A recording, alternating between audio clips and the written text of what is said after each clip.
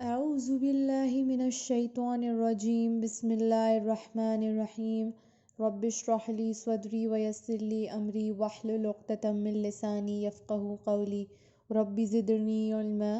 اللہم فقہنا فی الدین سبحانک اللہم وبحمدک اشہد ان لا الہ الا انت استغفرک واتوب الیک۔ السلام علیکم ورحمۃ اللہ وبرکاتہ۔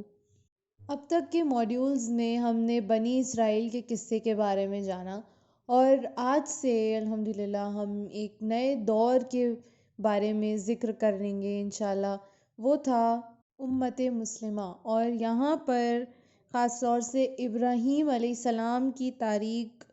ان کی آزمائشوں کا ذکر ہے۔ اور اب ہم موسیٰ علیہ السلام سے تھوڑا سا ایک ریٹروسپیکٹ میں جا رہے ہیں، تھوڑا اور پیچھے کی بات کر رہے ہیں۔ اس تاریخ میں ہمیں کعبہ شریف کی تعمیر سے جڑی ڈیٹیلز کے بارے میں معلوم ہوگا انشاءاللہ تعالی، اور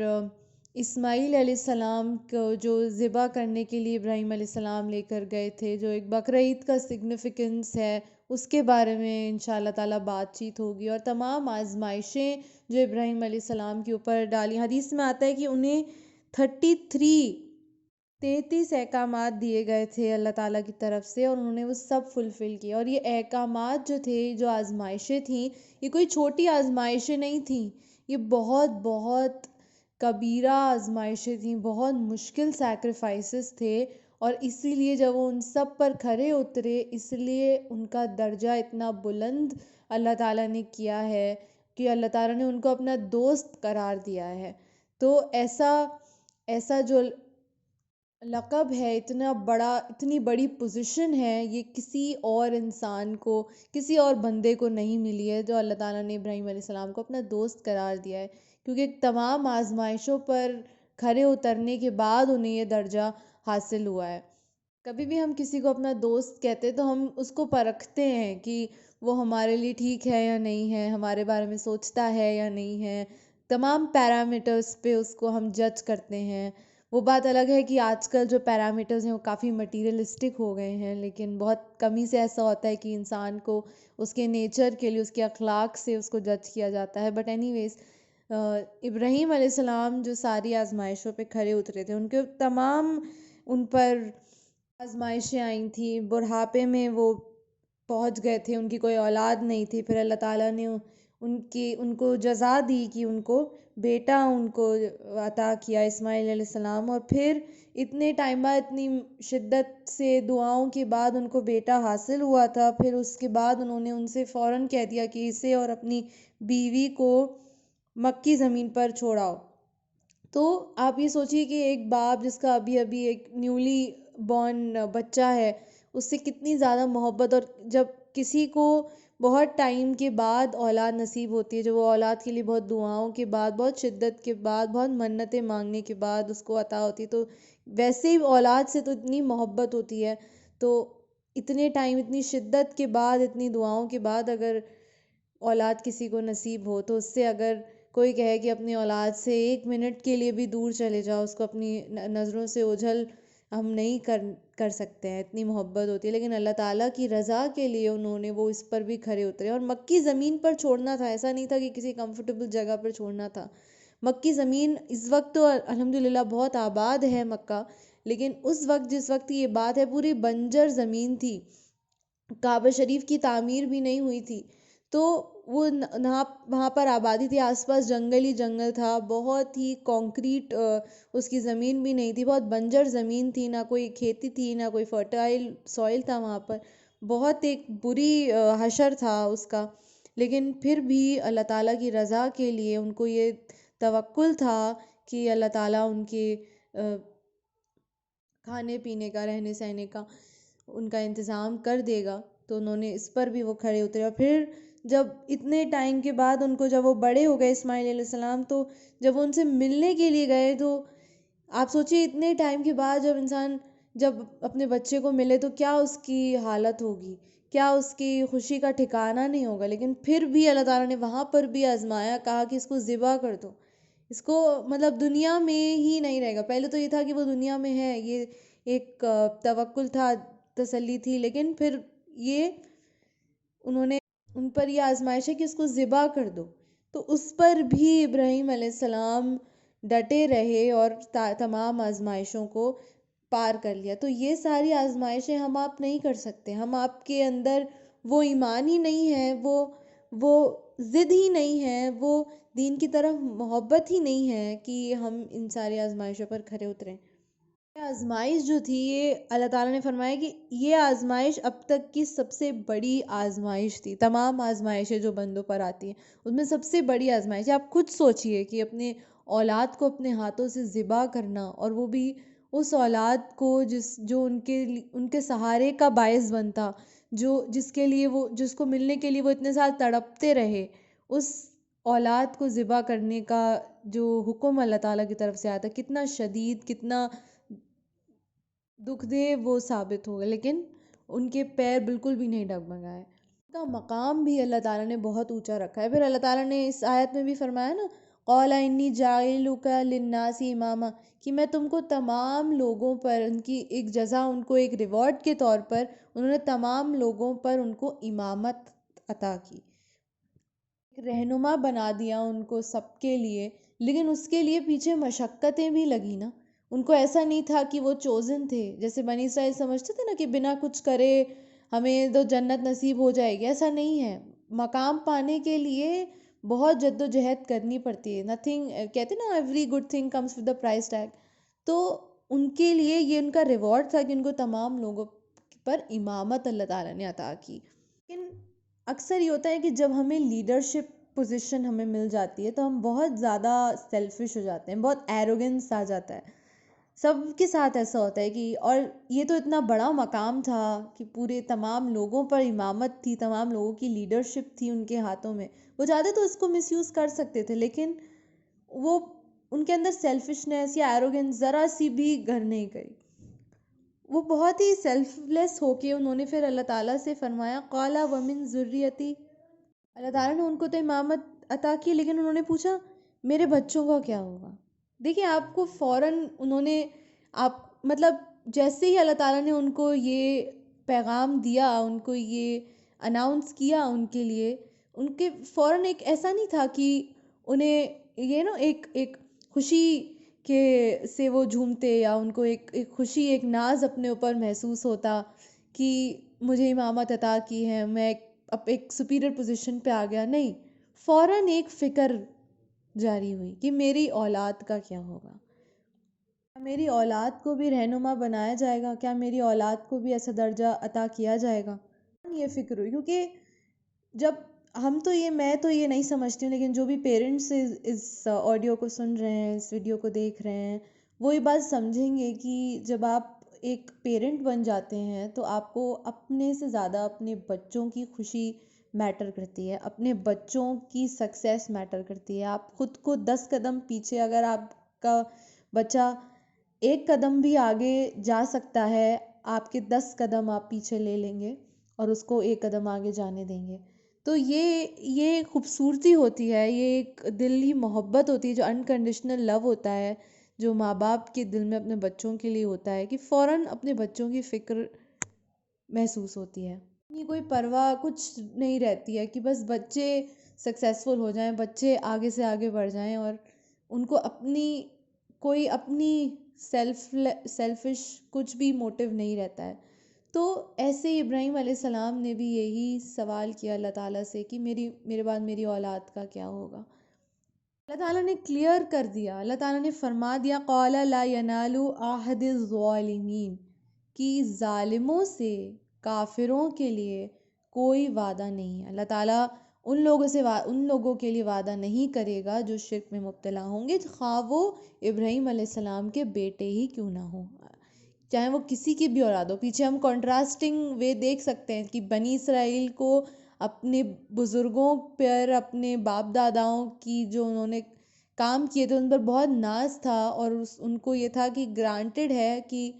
وہ انہوں نے اچھے کام کریں تو اس کا نتیجہ جو ہے وہ ہمیں بھی، اس کا بینیفٹ ہمیں بھی ملے گا۔ لیکن اللہ تعالیٰ نے یہاں واضح کر دیا کہ خواہ وہ ابراہیم علیہ السلام کی اولاد ہوں یا وہ کسی کی بھی اولاد ہوں، انسان اور اس کے اعمال یہی میٹر کرے گا۔ اگر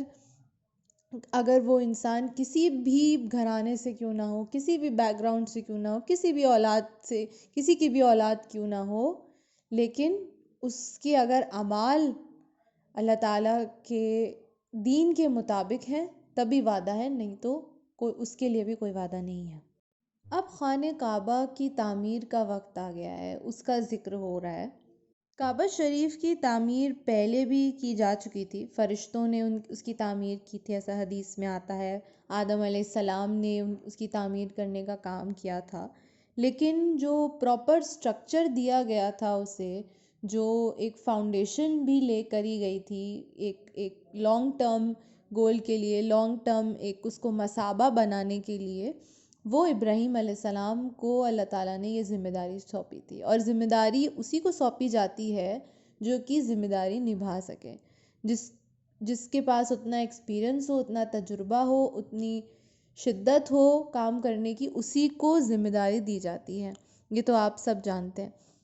تو اس کی جو رسپانسبلٹی تھی وہ ابراہیم علیہ السلام اور ان کی اولاد اسماعیل علیہ السلام کو دی گئی تھی۔ تو یہاں پر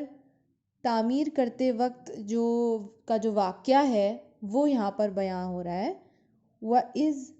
جَعَلْنَا الْبَيْتَ مَثَابَةً لِلنَّاسِ وَأَمْنًا، تو جب وہ دونوں کعبہ شریف کی تعمیر کر رہے تھے تو انہوں نے اللہ تعالیٰ سے یہ دعا مانگی کہ اللہ تعالیٰ اس جگہ کو مثابہ بنا دے۔ مثابہ کہتے ہیں ایک ایسی جگہ جہاں پر لوٹ لوٹ کے جانے کو دل جی چاہے، بار بار جس کو دیکھا جائے، جس کی طرف انسان لوٹ لوٹ کے آئے۔ تو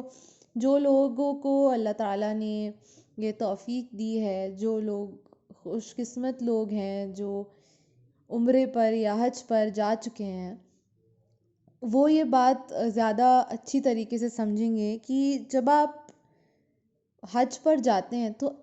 اندر جاتے ہی ایسا ایکسپیرینس ہوتا ہے کہ پتہ نہیں کہاں آ گئے، مطلب پوری دنیا سے ایسا لگتا ہے کہ ایک کٹ آف ہو گیا، ایک الگ ہی دنیا میں آ گئے، اور پھر وہاں سے واپس جانے کا دل نہیں چاہتا ہے۔ آپ ویسے کبھی بھی کسی بھی ٹورسٹ ڈیسٹینیشن پر جائیں، کسی بھی ونڈر آف دا ورلڈ کو بھی دیکھنے چلے جائیں، میں کہہ رہی ہوں، لیکن آپ ایک بار جائیں گے پھر دوبارہ آپ کو جانے کا دل نہیں چاہے گا کہ دیکھ تو آئے اب وہاں پر کیا رکھا ہے، ایک بار چلے گئے اب کیا فائدہ، دوبارہ نہیں جانے کا دل چاہتا ہے۔ لیکن حرم شریف ایسی جگہ ہے، مکہ مدینہ ایسی جگہ ہے جہاں پر انسان کا لوٹ لوٹ کے جانے کا دل چاہتا ہے۔ جب انسان وہاں سے نکلتا ہے تو لوگ یہی دعا مانگتے ہیں کہ یا رب مجھے دوبارہ بلانا، اور پھر یہاں پر واپس آنے کے بعد ایک بے چینی ہوتی ہے، وہاں پر جانے کا بار بار جانے کا دل چاہتا ہے۔ تو یہ ابراہیم علیہ السلام نے یہی دعا کی تھی کہ اللہ اس کو مثابہ بنا دے، کیونکہ وہ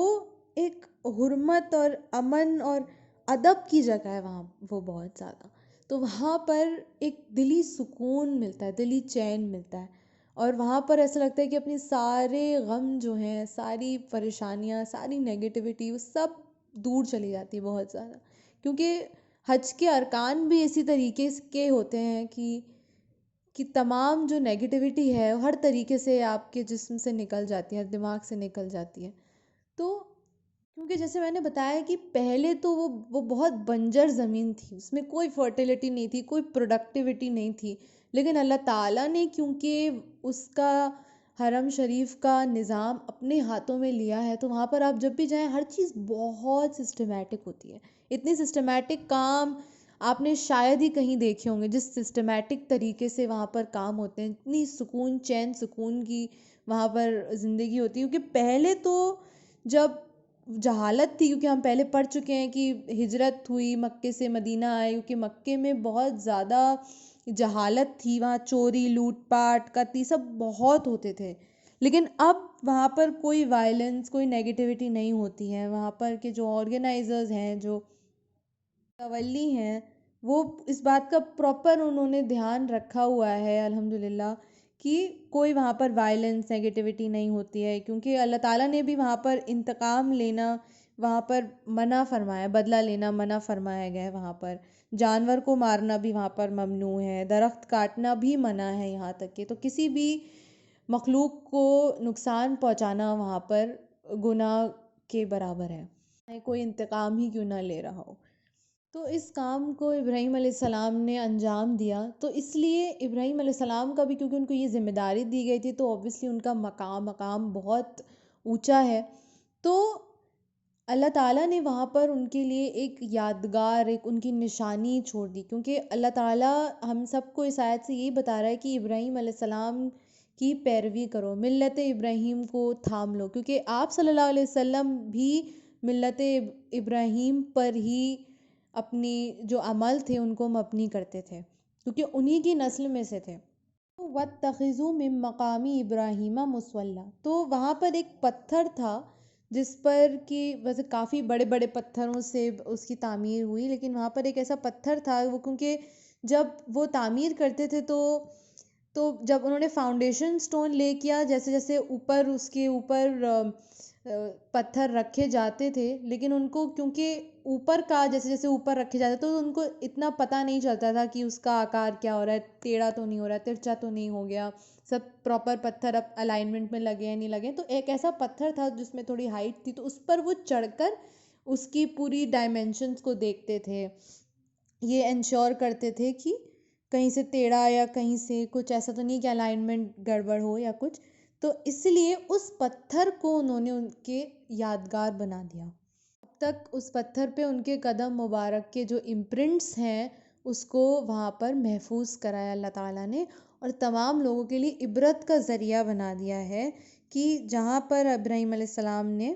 نماز کو ادا کیا، تمام ارکان کو انجام دیا، وہاں وہی تم بھی پڑھو، ویسے ہی تم بھی ادا کرو، سارے ارکان کو ایگزیکیوٹ کرو.